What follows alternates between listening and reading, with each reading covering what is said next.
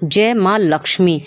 निर्जला एकादशी की व्रत कथा। जब हम व्रत रखते हैं तो हमें निर्जला एकादशी की कथा सुनना, बोलना या पढ़ना मात्र से काफ़ी पुण्य मिलता है। अगर आप ये नहीं करते हैं तो आपका व्रत संपूर्ण नहीं होता। भीमसेन व्यास जी से कहने लगे कि हे पितामह भ्राता युधिष्ठिर, माता कुंती, द्रौपदी, अर्जुन, नकुल और सहदेव आदि सब एकादशी का व्रत करने को कहते हैं, परंतु महाराज मैं उनसे कहता हूँ कि भाई मैं भगवान की शक्ति पूजा आदि तो कर सकता हूँ, दान भी कर सकता हूँ, परंतु भोजन के बिना रह नहीं सकता।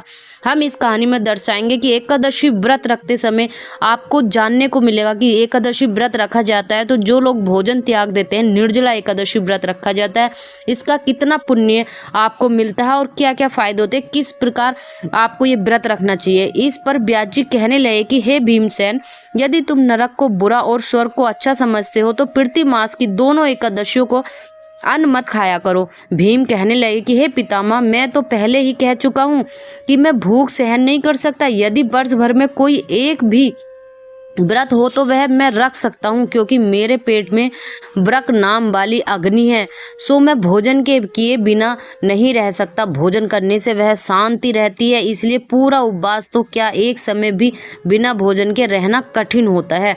अतः आप मुझे कोई ऐसा व्रत बताइए जो वर्ष में केवल एक ही बार करना पड़े और मुझे स्वर्ग की प्राप्ति हो जाए। तब श्री व्यास जी ने कहने लगे कि हे पुत्र, बड़े बड़े ऋषियों ने बहुत शास्त्र आदि बनाए हैं जिनसे बिना धन के घोड़े परिश्रम से ही स्वर्ग की प्राप्ति हो सकती है। इसी प्रकार शास्त्रों में दोनों पक्षों की एकादशी का व्रत मुक्ति के लिए रखा जाता है। जब भी एकादशी व्रत हर महीने की आती है, साल में एकादशी आती है, अगर आप ये एकादशी का व्रत रखते हैं तो आपको मुक्ति मिलती है और मोक्ष की प्राप्ति होती है।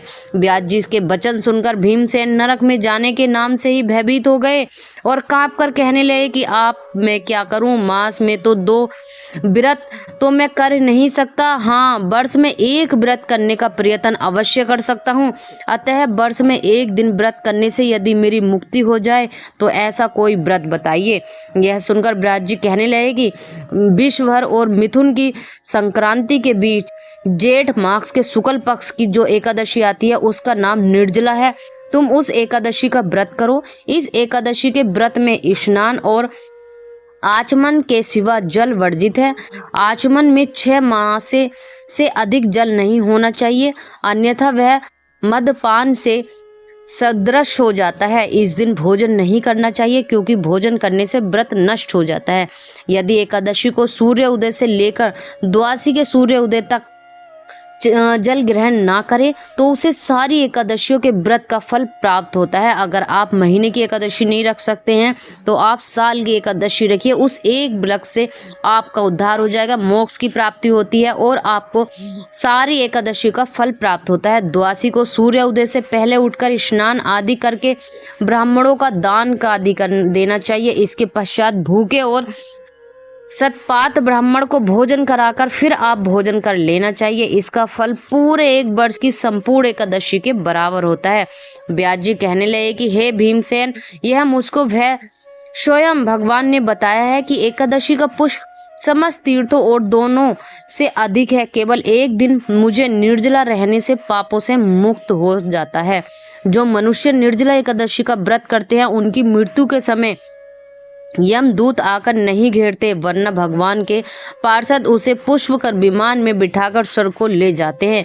अतः संसार में सबसे श्रेष्ठ निर्जला एकादशी का व्रत है, इसलिए यत्न के साथ इस व्रत को करना चाहिए। आपको 100% प्रयत्न करना चाहिए। आपकी कोई समस्या, अगर आपका स्वास्थ्य ठीक नहीं है तो मैं आपको ये सलाह नहीं दूंगी, नहीं तो अन्यथा आपकी कोई भी ऐसी परेशानियां नहीं है तो आपको प्रयत्न करना चाहिए, प्रयास करना चाहिए और भगवान विष्णु को ये समर्पित होता है। आपको ये व्रत करना चाहिए, साल में एक बार आता है। उस दिन ओम नमः भगवते वासुदेवाय मंत्र का उच्चारण करना चाहिए और गौ दान करना चाहिए।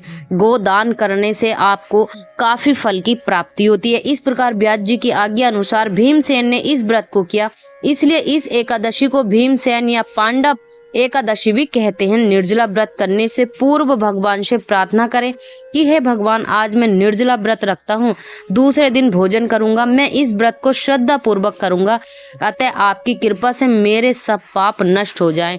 इस दिन जल से भरा हुआ एक घड़ा वस्त्र से ढककर स्वर्ण सहित दाना करना चाहिए। जो मनुष्य इस व्रत को करते हैं उनको करोड़ों फल सोने के दान का फल मिलता है। जो इस दिन यज्ञादिक करते हैं उनका फल तो वर्णन ही नहीं किया जा सकता। इस एकादशी के व्रत से मनुष्य विष्णु लोक को प्राप्त होता है। जो मनुष्य इस दिन अन्न खाते हैं वे चांडाल के समान है, वे अंतर के नरक में जाते हैं। जिसने निर्जला एकादशी का व्रत किया है वह चाहे ब्रह्मा हत्यारा हो, बदमान करता हो, मद्यपान करता हो, चोरी की हो या गुरु के साथ द्वेष हो, मगर इस व्रत के प्रभाव से स्वर्ग जाता है।